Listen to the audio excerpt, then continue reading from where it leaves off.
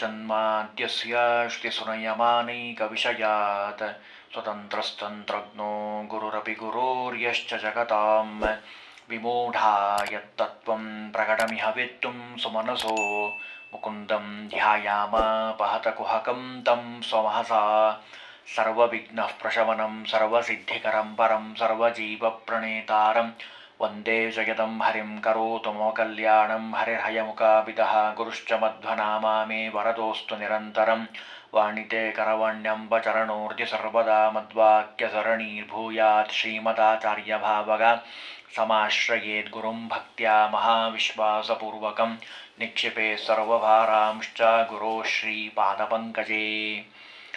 ಹೋದ ವಾರ ತಮ್ಮೆಲ್ಲರಿಗೆ ತಿಳಿದಿರೋ ಹಾಗೆ ಎರಡು ಗ್ರಹಗಳ ಬಗ್ಗೆ ಪರಿಹಾರವನ್ನು ಶಾಸ್ತ್ರದ ಆಧಾರದ ಮೇಲೆ ತಿಳಿಲಿಕ್ಕೆ ಪ್ರಯತ್ನವನ್ನು ಮಾಡಿದ್ದೀವಿ.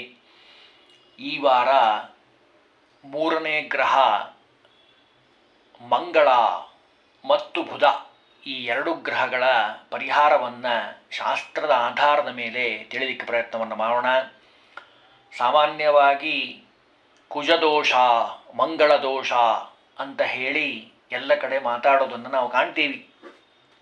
ಕುಜ ಅಂತ ಅವನನ್ನು ಯಾಕೆ ಕರೀತಾರೆ?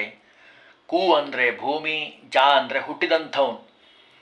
ಭೂಮಿಯ ಪುತ್ರನಾಗಿರುವಂತಹ ಆ ಕುಜ ಏನಿದ್ದಾನಲ್ಲ,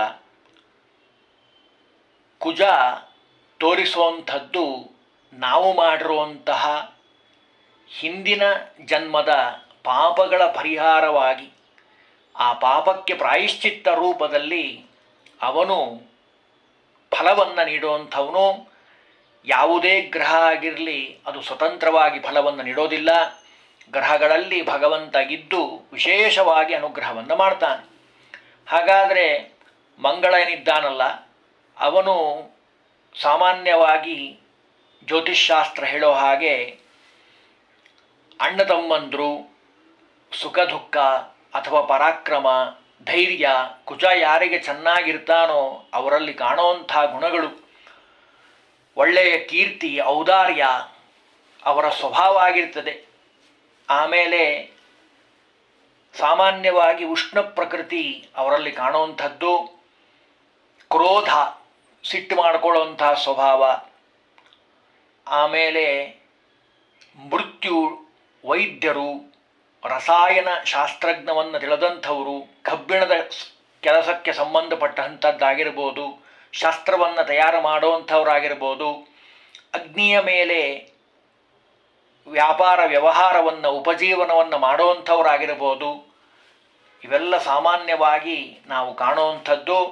ಅದರಲ್ಲೂ ಪಿತ್ತ ಆಗಿರುವಂಥದ್ದು, ದೇಹದಲ್ಲಿರುವಂಥ ಮಾಂಸ, ಆಮೇಲೆ ಶರೀರದಲ್ಲಿರುವಂಥ ಎಲ್ಲ ಸ್ನಾಯುಗಳು, ರಕ್ತಪಾತ ಆಗುವಂಥದ್ದು, ರಕ್ತವರ್ಣ, ಅಪಘಾತ, ಆಮೇಲೆ ಚಾಲಕ, ಇವರೆಲ್ಲರನ್ನು ತೋರಿಸುವಂಥವನೇ ಜಾತಕದಲ್ಲಿ ಮಂಗಳನಾಗಿರುವಂಥವನು. ಒರಟಾದ ಸ್ವಭಾವ ಅಂತಂತಾರೆ ನೋಡಿ ಲೋಕದಲ್ಲಿ, ಆ ಸ್ವಭಾವವನ್ನು ಕಾಣಿಸುವಂಥವನು. ಸಿಡುಕು ದುಡುಕು ಸ್ವಭಾವ, ವಿಚಾರ ಆಮೇಲೆ ಮಾಡುವಂಥದ್ದು, ದುಡುಕಿ ಮಾತಾಡೋದು ಅಂತಂತಾರಲ್ಲ, ಆ ಸ್ವಭಾವದ ಒಂದು ಲಕ್ಷಣ. ಮಹಾ ಹಠವಾದಿ, ಹಠ ಬಿಡೋದಿಲ್ಲ. ಆಮೇಲೆ ಯಾವುದೇ ಕೆಲಸದಲ್ಲಿ ದೀರ್ಘವಾದ ಪ್ರಯತ್ನವನ್ನು ಮಾಡುವಂಥದ್ದು, ಉದಾರವಾದ ಮನಸ್ಸು, ಧರ್ಮ ವಿಷಯದಲ್ಲಿ ಶ್ರದ್ಧೆ ಮಾಡ್ತಾನೆ, ಸ್ವಲ್ಪ ಕಡಿಮೆ ಇದೆ. ಆಮೇಲೆ ಯಾವಾಗಲೂ ಸರಳವಾದ ಸ್ವಭಾವ, ಪ್ರಾಮಾಣಿಕತನ ಹೆಚ್ಚು, ಒಳಗೊಂದು ಹೊರಗೊಂದು ಸ್ವಭಾವ ಅವನಲ್ಲಿಲ್ಲ.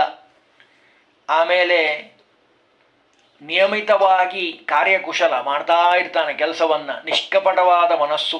ನಾನೀಗ ಹೇಳಿದ್ನಲ್ಲ, ಒಳಗೊಂದು ಹೊರಗೊಂದಿಲ್ಲ, ಮನಸ್ಸಿನಲ್ಲಿ ಏನಿದೆನೋ ಅದೇ ಬಾಯಲ್ಲಿ ಬರುವಂಥದ್ದು. ಒಳ್ಳೆಯ ಗೆಳೆತನ ಮಾಡಲಿಕ್ಕೆ ಹೆಸರುವಾಸಿ, ಗೆಳೆಯರ ಬಳಗ ದೊಡ್ಡದಿರ್ತದೆ. ಆಚಾರದಲ್ಲಿ ಸ್ವಲ್ಪ ಆಸಕ್ತಿ ಕಮ್ಮಿ ಅನ್ನೋದು ಆ ಕುಜನಲ್ಲಿ ನಾವು ಕಾಣುವಂತಹ ಗುಣಲಕ್ಷಣಗಳು. ಹಾಗಾದರೆ ಕುಜದೋಷ ನಮ್ಮಲ್ಲಿ ಪರಿಹಾರ ಆಗಬೇಕು ಅಂತ ಅಂದರೆ ನಾವು ಮಾಡಬೇಕಾಗಿರುವಂಥ ಒಂದು ಸ್ತೋತ್ರ ಯಾವುದು ಅಂತ ಕೇಳಿದರೆ, ಈ ಸ್ತೋತ್ರವನ್ನು ಹೇಳಬೇಕು ಅಂತ ಹೇಳ್ತದೆ ಶಾಸ್ತ್ರ. ಭೂಮಿಪುತ್ರೋ, ಇವನು ಯಾರೋ ನಾನೀಗಿನ್ನು ಹೇಳಿದೆ, ಕುಜ ಅಂತ ಕರೀತಾರೆ ಇವನನ್ನು. ಭೂಮಿಪುತ್ರೋ ಮಹಾತೇಜ, ಜಗತಾಂ ಭಯಕೃತ್ ಸದಾ ವೃಷ್ಟಿಕೃದೃಷ್ಟಿಹರ್ತಾ ಚ ಪೀಡಾಂ ಹರತು ಮೇ ಕುಜಃ. ಈ ಶ್ಲೋಕವನ್ನು ನಿತ್ಯದಲ್ಲಿ 108 ಬಾರಿ ಯಾರು ಶ್ರದ್ಧೆಯಿಂದ ಭಟನ ಪಾರಾಯಣವನ್ನು ಮಾಡ್ತಾರೋ ಅವರಿಗೆ ಕುಜನಿಗೆ ಸಂಬಂಧಪಟ್ಟಂತಹ ಯಾವುದೇ ದೋಷಗಳಿರಬಹುದು, ಆ ಎಲ್ಲ ದೋಷಗಳು ಪರಿಹಾರ ಆಗಿ ಹೋಗ್ತವೆ. ಅದರಲ್ಲೂ ಕುಜನಿಗೆ ಸಂಬಂಧಪಟ್ಟ ಹಾಗೆ ಅನೇಕ ಪದಾರ್ಥಗಳಿದ್ದಾವೆ. ಅವುಗಳನ್ನು ಯಥೇಚ್ಛವಾಗಿ ದಾನವನ್ನಾಗಿ ಕೊಡಬೇಕು ಅಂತ ಶಾಸ್ತ್ರ ಹೇಳ್ತದೆ. ಉದಾಹರಣೆಗೆ ಕುಜ ಇದ್ದಾನಲ್ಲ, ಅವನ ಧಾನ್ಯ ಸಾಮಾನ್ಯವಾಗಿ ಎಲ್ರಿಗೂ ಗೊತ್ತಿರುವಂಥದ್ದೇ ತೊಗರಿ ಬೇಳೆ, ತೊಗರಿ ಅಂತ ಕರೀತಾರೆ. ಅದನ್ನು ವಿಶೇಷವಾಗಿ ದಾನ ಮಾಡಬೇಕು. ಕೆಂಪು ವಸ್ತ್ರ, ಕಡು ಕೆಂಪು ಸೂರ್ಯನಿಗೆ ಸಂಬಂಧಪಟ್ಟಿದ್ದು, ಸ್ವಲ್ಪ ಕೆಂಪು ಕಮ್ಮಿ ಇರ್ತದೆ, ಅಂಥದ್ದು ಕುಜನಿಗೆ ಸಂಬಂಧಪಟ್ಟಿರುವಂಥದ್ದು. ಅಂತಹ ವಸ್ತ್ರವನ್ನು ವಿಶೇಷವಾಗಿ ದಾನವನ್ನಾಗಿ ಕೊಡಬೇಕು ಅಂತ ಶಾಸ್ತ್ರ ಹೇಳ್ತದೆ. ಅಂದರೆ ಕುಜನಿಗೆ ಸಂಬಂಧಪಟ್ಟಿರುವಂಥದ್ದು. ಹವಳದಲ್ಲಿ ನೋಡಿದರೆ, ಅಂದರೆ ರತ್ನದಲ್ಲಿ ನೋಡಿದರೆ ಆ ಕುಜನಿಗೆ ಸಂಬಂಧಪಟ್ಟಿರುವಂಥದ್ದು ಹವಳ, ಅದನ್ನು ಧರಿಸುವಂಥದ್ದು. ಒಳ್ಳೆಯ ಜ್ಯೋತಿಷ್ಯಕಾರರ ಹತ್ರ ಹೋಗಿ ಕೇಳಿ ಆಮೇಲೆ ಯಾವುದೇ ಹರಳನ್ನು ರತ್ನವನ್ನು ಧರಿಸಬೇಕಾದ್ರೆ ಜಾತಕವನ್ನು ಪೂರ್ಣವಾಗಿ ತೋರಿಸಿ ಆ ಹವಳವನ್ನಾಗಲಿ ಯಾವುದೇ ರತ್ನವನ್ನಾಗಲಿ ಧಾರಣೆ ಮಾಡಬೇಕು.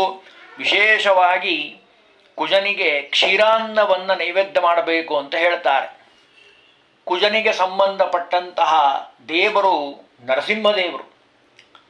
ಮಂಗಳವಾರದ ದಿವಸ, ಅದಕ್ಕೆ ಮಂಗಳ ಅಂತ ಅವನಿಗೆ ಹೆಸರು. ಆ ಮಂಗಳವಾರದ ದಿವಸ ವಿಶೇಷವಾಗಿ ಯಾರು ಆ ಕುಜನನ್ನು ಉಪಾಸನೆ ಮಾಡ್ತಾರೋ, ಭಕ್ತಿ ಶ್ರದ್ಧೆಯಿಂದ ಸ್ತೋತ್ರ ಮಾಡ್ತಾರೋ ಅವರಿಗೆ ಕುಜನ ದೋಷ ಪರಿಹಾರ ಆಗ್ತದೆ. ಯಾವುದೇ ಕಾರಣಕ್ಕೂ ಹೆದರುವಂಥ ಅವಶ್ಯಕತೆ ಇಲ್ಲ. ಭಾಳ ಜನ ಹೆದರುತ್ತಾರೆ, ಕುಜದೋಷ ಇದೆ ಹೇಗೆ ಎತ್ತ ಅಂತ. ಕೆಲವೊಂದು ನಕ್ಷತ್ರಗಳಿಗೆ ಹೇಳಿದ್ದಾರೆ, ಅದಿರಲಿ. ಒಟ್ಟಾರೆಯಾಗಿ ಕುಜನ ದೋಷ ಇದ್ದಂಥವರು ಈ ಪರಿಹಾರಗಳನ್ನು ಮಾಡುವಂಥದ್ದು. ನರಸಿಂಹದೇವರ ಸ್ತೋತ್ರ, ನರಸಿಂಹದೇವರ ದೇವಸ್ಥಾನಕ್ಕೆ ಹೋಗಿ ಬರೋದು, ಇವೆಲ್ಲವೂ ಕುಜನ ದೋಷವನ್ನು ಪರಿಹಾರ ಮಾಡ್ತಾ ಇದೆ. ಹನುಮಂತ ದೇವರ ವಿಶೇಷವಾದ ಪ್ರಾಣದೇವರ ಸ್ತೋತ್ರ, ಪ್ರಾಣದೇವರ ದೇವಸ್ಥಾನಕ್ಕೆ ಹೋಗಿ ಬರುವಂಥದ್ದು, ಇವೆಲ್ಲವೂ ಕುಜನ ದೋಷವನ್ನು ಪರಿಹಾರ ಮಾಡ್ತಾ ಇದೆ. ಕುಜನ ದೋಷ ಹೆಚ್ಚಾಗಿದ್ದರೆ ಸಾಲ ಮಾಡುವಂಥದ್ದು ಬಹಳ ಆಗ್ತದೆ.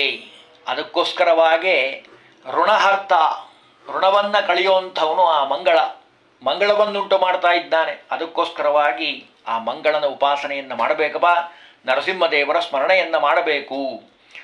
ಇನ್ನು 4ನೇ ಗ್ರಹ ಬುಧ ಇದ್ದಾನೆ. ಬುಧನ ದೋಷ ಯಾರ ಜಾತಕದಲ್ಲಿ ಇರ್ತದೋ ಅವರಿಗೆ ಬುದ್ಧಿ ಕೆಲಸ ಮಾಡೋದಿಲ್ಲ. ಓದೋದು ಬೇರೆ, ನಾನು ಸಾಮಾನ್ಯವಾಗಿ ಹೇಳ್ತಿರ್ತೀನಿ, ಓದೋದು ಬೇರೆ, ವಿದ್ಯಾವಂತನಾಗೋದು ಬೇರೆ, ಬುದ್ಧಿ ಇರೋದು ಬೇರೆ. ಜಗತ್ತಿನಲ್ಲಿ ನಿಮಗೆ 2 ರೀತಿ ವ್ಯಕ್ತಿಗಳು ನಿಮಗೆ ಸಿಗ್ತಾರೆ, ನೋಡ್ಲಿಕ್ಕೆ ಸಿಗ್ತಾರೆ. ಒಂದು ವಿದ್ಯಾವಂತರು, ಬೇಕಾದಷ್ಟು ಗ್ರಂಥಗಳನ್ನು ಅಧ್ಯಯನ ಮಾಡಿದವರು ಸಿಗ್ತಾರೆ ನಿಮಗೆ. ಇನ್ನು 2ನೇದಾಗಿ ಬುದ್ಧಿವಂತರು ಸಿಗ್ತಾರೆ. ಅವರೇನು ಭಾಳ ಅಧ್ಯಯನ ಮಾಡಿರೋದಿಲ್ಲ, ಆದರೆ ಬುದ್ಧಿ ಚೆನ್ನಾಗಿರ್ತದೆ. ವ್ಯವಹಾರ ಭಿಜ್ಞತೆ ಅಂತ ಅದನ್ನು ಕರೀತಾರೆ. ಕಾಲೋಚಿತವಾಗಿ ಸಮಯೋಚಿತವಾಗಿ ವ್ಯವಹಾರವನ್ನು ಮಾಡುವಂಥ ಶಕ್ತಿ. ಎಷ್ಟೋ ಜನ ವಿದ್ಯಾವಂತರಿದ್ದಾರೆ, ಆದರೆ ಬುದ್ಧಿ ಹೇಗೆ ಕೆಲಸ ಮಾಡಬೇಕು ಅಂತ ಗೊತ್ತಿಲ್ಲ. ಯಾರ ಜೊತೆ ಹೇಗೆ ಮಾತಾಡಬೇಕು, ಯಾವ ಕಾರ್ಯಕ್ರಮಕ್ಕೆ ಹೋದಾಗ ನಾವು ಹೇಗೆ ನಡ್ಕೊಳ್ಳಬೇಕು, ಬೇರೆಯವ್ರ ಮನೆಗೆ ಹೋದಾಗ ಹೇಗಿರಬೇಕು, ತಮ್ಮ ಮನೆಯಲ್ಲಿ ಹೆಂಗಿರಬೇಕು, ದೊಡ್ಡವರು ಬಂದಾಗ ಹೆಂಗಿರಬೇಕು, ಬಹಳ ವ್ಯವಹಾರ ಜ್ಞಾನ ಬಹಳ ಕಡಿಮೆ. ಇವತ್ತಿನ ಪ್ರಪಂಚದಲ್ಲಿ ನೋಡೋದಾದರೆ ಒಂದು 20% ಜನರಿಗೆ ವ್ಯವಹಾರ ಭಿಜ್ಞತೆ ಇದೆ, 80% ಆ ವ್ಯವಹಾರ ಭಿಜ್ಞತೆ ಇಲ್ಲ. ಅದಕ್ಕೆ ಬುಧನ ಉಪಾಸನೆಯನ್ನು ಮಾಡಿರಿ, ವಿಷ್ಣುವಿನ ಉಪಾಸನೆಯನ್ನು ಮಾಡಿರಿ. ಬುಧನಲ್ಲಿ ಕೂತು ಅನುಗ್ರಹ ಮಾಡುವಂತಹ ರೂಪ ಅದು ವಿಷ್ಣು ರೂಪ ಆಗಿರುವಂಥದ್ದು. ಆ ವಿಷ್ಣುವನ ಧ್ಯಾನವನ್ನು ಮಾಡುವಂಥದ್ದಾಗಿರೋದ್ರಿಂದ ಭಗವಂತ ವಿಶೇಷವಾಗಿ ಅನುಗ್ರಹವನ್ನು ಮಾಡುತ್ತಾನೆ. ಬುಧ ಸಾಮಾನ್ಯವಾಗಿ ಬಂಧು ಸೌಖ್ಯವನ್ನು ಕೊಡುವಂಥವನು. ಬುಧ ಯಾರಿಗೆ ಚೆನ್ನಾಗಿರ್ತಾನೋ ಅವರಿಗೆ ಒಳ್ಳೆಯ ಬಂಧು ಸೌಖ್ಯ ಇರ್ತದೆ. ನಾನೀಗ ಹೇಳಿದ ಹಾಗೆ ಬುದ್ಧಿಕಾರಕನಾಗಿರುವಂಥವನು ಬುಧ. ಬುದ್ಧಿ ಒಳ್ಳೆ ಚೆನ್ನಾಗಿರ್ತದೆ. ವ್ಯವಹಾರ ವಿಘ್ನತೆ, ಒಳ್ಳೆಯ ವ್ಯವಹಾರವನ್ನು ಮಾಡ್ತಾನೆ. ಬುದ್ಧಿ ಅಂದರೆ ವಿವೇಕ, ಸಾರಾಸಾರವನ್ನು ವಿವೇಚನೆ ಮಾಡುವಂಥದ್ದು, ಯಾವುದು ಸರಿ ಯಾವುದು ತಪ್ಪು ಅವನು ಹೇಳ್ತಾನೆ. ಇನ್ನು ಸ್ವತಂತ್ರವಾದ ಉದ್ಯೋಗ, ಒಳ್ಳೆಯ ವೇದಾಂತದ ಬಗ್ಗೆ ಅಧ್ಯಯನ ಮಾಡಬೇಕು ಅಂತ ಆಸಕ್ತಿ, ಜ್ಯೋತಿಷ್ಶಾಸ್ತ್ರದಲ್ಲಿ ಒಳ್ಳೆಯ ಪರಿಣಿತಿ ಹೊಂದಿರುವಂಥವನು, ಒಳ್ಳೆಯ ಲೇಖನ ಬರೆಯುವಂಥವನು, ಕಲಾಕೌಶಲ್ಯ, ಗಣಿತಶಾಸ್ತ್ರದಲ್ಲಿ ವಿಶೇಷವಾಗಿ ಒಳ್ಳೆಯ ಜ್ಞಾನವುಳ್ಳಂಥವನು, ಅಷ್ಟೇ ಅಲ್ಲ ವಾಕ್ಸಿದ್ಧಿ ಉಳ್ಳಂಥವನು. ಬುಧ ಯಾರಿಗೆ ಚೆನ್ನಾಗಿ ಇರ್ತದೋ ಗ್ರಹ, ಅವರಿಗೆ ಒಳ್ಳೆಯ ಮಾತುಗಾರಿಕೆ ಬರ್ತದೆ, ಚೆನ್ನಾಗಿ ಮಾತಾಡ್ತಾರೆ, ಒಳ್ಳೆಯ ಗ್ರಂಥಗಳನ್ನು ಬರೀತಾರೆ, ಆಮೇಲೆ ಪುಸ್ತಕಗಳ ಸಂಪಾದನೆಯನ್ನು ಮಾಡ್ತಾರೆ, ಮುದ್ರಕರಾಗ್ತಾರೆ, ಬುದ್ಧಿ ಕೌಶಲ್ಯ, ಬುದ್ಧಿಯಿಂದ ಕೆಲಸ ಮಾಡುವಂತಹ ಕಾರ್ಯಗಳನ್ನು ಅವರು ಹೆಚ್ಚೆಚ್ಚಾಗಿ ಮಾಡ್ತಾರೆ. ಆಮೇಲೆ ಅನೇಕ ಊರುಗಳನ್ನು ಪ್ರವಾಸ ಮಾಡ್ತಾರೆ. ಶಿಕ್ಷಕರು, ಎಲ್ಲ ಶಿಕ್ಷಕರು ಆಗಲಿಕ್ಕೆ ಕಾರಣನೇ ಬುಧ ಯಾರಿಗೆ ಚೆನ್ನಾಗಿರ್ತಾನೋ ಅವ್ರು ಒಳ್ಳೆಯ ಶಿಕ್ಷಕರಾಗ್ತಾರೆ, ಒಳ್ಳೆಯ ಪಾಠ ಮಾಡ್ತಾರೆ. ಆಮೇಲೆ ಈ CIDಗಳು ಅಂತಂತಾರೆ ನೋಡಿ, ಅಂದರೆ ಗುಪ್ತಚಾರ ಇಲಾಖೆಯಲ್ಲಿ ಕೆಲಸ ಮಾಡುವಂಥವರು, ಅವರಿಗೂ ಬುಧ ಚೆನ್ನಾಗಿರಬೇಕು. ಬುದ್ಧಿಶಕ್ತಿಯಿಂದ ಸಮಯೋಚಿತವಾಗಿ ಕೆಲಸ ಮಾಡುವಂಥ ಶಕ್ತಿಯನ್ನು ಕೊಡುವಂಥವನು ಬುಧ. ಆಮೇಲೆ ಪುಸ್ತಕಕ್ಕೆ ಸಂಬಂಧಪಟ್ಟಂತಹ ವ್ಯಾಪಾರ, ಆಮೇಲೆ ಶರೀರದಲ್ಲಿ ಮೆದುಳಿನ ಸ್ಥಾನ, ಜ್ಞಾನತಂತು, ಕೈ, ನಾಲಿಗೆ, ಮಜ್ಜ ಶರೀರದಲ್ಲಿರುವಂಥದ್ದು, ಇವೆಲ್ಲದಕ್ಕೂ ಕಾರಕನಾಗಿರುವಂಥವನು ಆ ಬುಧ. ಆ ಬುಧನ ಅನುಗ್ರಹದಿಂದ ಎಲ್ಲ ರೀತಿಯ ಸೌಖ್ಯ ಸಿಗ್ತದೆ. ಬುಧನ ದೋಷ ಇದ್ದರೆ ನಾನೀಗ ಹೇಳಿದ ಹಾಗೆ ಹುಚ್ಚರ ರೀತಿ ಮಾತಾಡ್ತಾರೆ, ಮೂರ್ಖರಾಗಿ ಮಾತಾಡ್ತಾರೆ, ಏನು ಮಾತಾಡಬೇಕು ಅಂತ ತಿಳಿಯೋದಿಲ್ಲ, ಸಮಯ ಸಂದರ್ಭ ನೋಡಿ ಮಾತಾಡಬೇಕು, ಆ ಜ್ಞಾನ ಇರೋದಿಲ್ಲ, ಬುದ್ಧಿಭ್ರಮಣೆ ಆಗುವಂಥ ಅವಕಾಶ ಇರ್ತದೆ. ಹಾಗಾಗಿ ಬುಧನಿಗೆ ಸಂಬಂಧಪಟ್ಟ ಹಾಗೆ ಹೆಸರು ಬೇಳೆ ಅಂತಂತಾರಲ್ಲ, ಹೆಸರು ಕಾಳು, ಆ್ಯಕ್ಚುಲಿ ಸರಿಯಾಗಿ ಹೇಳಬೇಕು ಅಂದರೆ ಹೆಸರು ಕಾಳನ್ನು ಹಸಿರು ಬಣ್ಣ ಅವನದು ಬಣ್ಣ, ಹಾಗಾಗಿ ಹೆಸರು ಕಾಳು ಹಸಿರಾಗಿರ್ತದೆ, ಅದನ್ನು ವಿಶೇಷವಾಗಿ ದಾನವನ್ನಾಗಿ ಕೊಡಬೇಕು. ಬುಧನಿಗೆ ಸಂಬಂಧಪಟ್ಟಿರುವಂಥದ್ದು ವಿಶೇಷವಾಗಿ ಅವನ ಒಂದು ರೂಪ, ಭಗವಂತನ ರೂಪ, ವಿಷ್ಣುವಿನ ರೂಪವಾಗಿರುವಂಥದ್ದು, ವಿಷ್ಣುವನ್ನು ವಿಶೇಷವಾಗಿ ಪೂಜಾ ಮಾಡಬೇಕು ಅಂತ ಹೇಳ್ತಾರೆ. ಹಸಿರು ಅವನ ಬಣ್ಣವಾಗಿರುವಂಥದ್ದು. ವಿಶೇಷವಾಗಿ ದಾನ ಕೊಡೋದಾದರೆ ನಾನೀಗ ಹೇಳಿದ ಹಾಗೆ ಆ ಹೆಸರು ಬೇಳೆಯನ್ನು ದಾನವನ್ನಾಗಿ ಕೊಡಬೇಕು. ಇನ್ನು ಅವನ ರತ್ನ ಅಂತ ಹೊರಟ್ರೆ ಪಚ್ಚೆಯನ್ನು ಧರಿಸಬೇಕು ಅಂತ ಶಾಸ್ತ್ರ ಹೇಳ್ತದೆ. ಪಚ್ಚೆಯನ್ನು ಯಾರು ಧರಿಸ್ತಾರೋ ಅವರಿಗೆ ಅದೂ ಸಹಿತ ಒಳ್ಳೆಯ ಜ್ಞಾನಿಗಳ ಹತ್ರ ಹೋಗಿ ಜಾತಕವನ್ನು ತೋರಿಸಿದ ಮೇಲೆ ರತ್ನವನ್ನು ಧಾರಣೆ ಮಾಡಬೇಕು. ದಾನಾದಿಗಳನ್ನು ಅವಶ್ಯವಾಗಿ ಎಲ್ಲರೂ ಮಾಡಬಹುದು ಅಂತ ಹೇಳ್ತಾರೆ. ಇನ್ನು ಅವನಿಗೆ ಸಂಬಂಧಪಟ್ಟ ಹಾಗೆ ಒಂದು ಶ್ಲೋಕವನ್ನು ನೋಡೋದಾದರೆ ಅವನಿಗೆ ಸಂಬಂಧಪಟ್ಟಂತಹ ಸ್ತೋತ್ರ, ಈ ಶ್ಲೋಕವನ್ನು ನಿತ್ಯದಲ್ಲಿ ಯಾರು ಪಠನ ಪಾರಾಯಣ ಮಾಡ್ತಾರೋ ಅವರಿಗೆ ವಿಶೇಷವಾಗಿ ಬುಧನ ಅನುಗ್ರಹ ಆಗಲಿಕ್ಕೆ ಸಾಧ್ಯ. ಯಾವುದದು ಸ್ತೋತ್ರ? 2-3 ಸ್ತೋತ್ರಗಳಿದ್ದಾವೆ. ಅದರಲ್ಲಿ ಮಂಗಲನಿಗೆ ಸಂಬಂಧಪಟ್ಟಿದ್ದು ನಾನು ಅವಾಗಲೇ ಹೇಳಿದೆ, ಈ ಶ್ಲೋಕವನ್ನು ಹೇಳಬಹುದು. ಧರಣೀಗರ್ಭ ಸಂಭೂತಂ ವಿದ್ಯುತ್ ಕಾಂಚನ ಸನ್ನಿಭಂ ಕುಮಾರಂ ಶಕ್ತಿಹಸ್ತಂಚ ಮಂಗಳಂ ಪ್ರಣಮಾಮ್ಯಹಂ. ಮಂಗಲನಿಗೆ ಸಂಬಂಧಪಟ್ಟಿರುವಂಥದ್ದು ಈ ಶ್ಲೋಕ. ಇನ್ನು ಬುಧನಿಗೆ ಸಂಬಂಧಪಟ್ಟ ಹಾಗೆ ಪ್ರಿಯಾಂಗುಲಿಕಾ ಭಾಸಂ ರೂಪೇಣ ಪ್ರತಿಬಂಬುದಂ ಸೌಮ್ಯಂ ಸೌಮ್ಯ ಗುಣೋಪೇತಂ ತಂ ನಮಾಮಿ ಶಶಿರೂಪಿಣಂ. ಈ ಸ್ತೋತ್ರವನ್ನು ಹೇಳಬಹುದು. ಅವಶ್ಯವಾಗಿ ಅವರವರ ಅನುಕೂಲಕ್ಕೆ ತಕ್ಕ ಹಾಗೆ ಈ ಶ್ಲೋಕಗಳನ್ನು ಹೇಳಬಹುದು. ಇನ್ನು ಈ ಅವಾಗಲೇ ಹೇಳದ ಹಾಗೆ ಗ್ರಹಪೀಡೆ ಪರಿಹಾರ ಆಗಬೇಕು ಅಂತ ಅನ್ನೋಂಥವರು ಬುಧನಿಗೆ ಸಂಬಂಧಪಟ್ಟ ಹಾಗೆ ಈ ಸ್ತೋತ್ರವನ್ನು ಹೇಳೋದ್ರಿಂದ ವಿಶೇಷವಾಗಿ ಆ ಬುಧನಿಗೆ ಸಂಬಂಧಪಟ್ಟಿರುವಂತಹ ಎಲ್ಲ ದೋಷವು ಪರಿಹಾರ ಆಗ್ತದೆ. ಉತ್ಪಾತ ರೂಪೋ ಜಗತಾಂ ಚಂದ್ರಪುತ್ರೋ ಮಹಾದ್ಯುತಿ. ಒಳ್ಳೆಯ ಮಹಾದ್ಯುತಿ ಅಂದರೆ ಆ ಪ್ರಖರವಾದ ಬುದ್ಧಿ ಉಳ್ಳಂಥವನು. ಸೂರ್ಯಪ್ರಿಯಕರೋ ವಿದ್ವಾನ್ ಪೀಡಾಂ ಹರತು ಮೇ ಬುಧಃ. ಇನ್ನೊಂದು ಸರಿ ಹೇಳ್ತೀನಿ ಶ್ಲೋಕ. ಉತ್ಪಾತ ರೂಪೋ ಜಗತಾಂ ಚಂದ್ರಪುತ್ರೋ ಮಹಾದ್ಯುತಿ, ಒಳ್ಳೆಯ ವರ್ಚಸ್ವಿಯಾಗಿರುವಂಥವನು, ಯುವರಾಜ ಅಂತಂತಾರೆ ನೋಡಿ, ಆ ಒಳ್ಳೆಯ ವರ್ಚಸ್ಸು ಅವನಲ್ಲಿ ಕಾಣುವಂಥದ್ದು. ಸೂರ್ಯಪ್ರಿಯಕರು, ಸೂರ್ಯ ಮತ್ತು ಬುಧ ಗ್ರಹಗಳಲ್ಲಿ ಭಾರಿ ಅತ್ಯಂತ ಸ್ನೇಹಿತರಾಗಿರುವಂಥವರು. ವಿದ್ವಾನ್ ಪೀಡಾಂ ಹರತುಮೇ ಬುಧ, ಒಳ್ಳೆಯ ವಿದ್ವಾಂಸನಾಗ್ತಾನೆ ಬುಧನ ಅನುಗ್ರಹ ಇದ್ದರೆ. ಹೀಗೆ ಕುಜ ಮತ್ತು ಬುಧ ಇವರಿಬ್ಬರ ಒಂದು ಗ್ರಹಗಳಿಗೆ ಸಂಬಂಧಪಟ್ಟಿರುವಂತಹ ಪ್ರಶ್ನೆಯನ್ನು ಕೇಳಿದ್ದಾರೆ ನವಗ್ರಹಗಳ ದೋಷ ಪರಿಹಾರಕ್ಕೆ. ಅದಕ್ಕೆ ಇವತ್ತು ಈ ವಾರ 2 ಗ್ರಹಗಳ ಒಂದು ಪರಿಹಾರವನ್ನು ತಿಳಿಸಿದ್ದೀವಿ.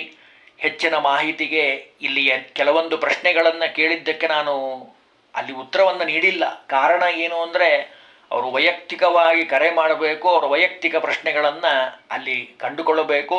ಎಲ್ರಿಗೂ ಸಂಬಂಧಪಟ್ಟಿರೋದನ್ನು ಉತ್ತರವನ್ನು ಇಲ್ಲೇ ಹೇಳಲಿಕ್ಕೆ ಪ್ರಯತ್ನವನ್ನು ಮಾಡ್ತೀನಿ.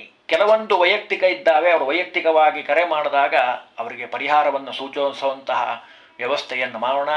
ಹರಿ ಓಂ ಶ್ರೀಕೃಷ್ಣಾರ್ಪಣಮಸ್ತು.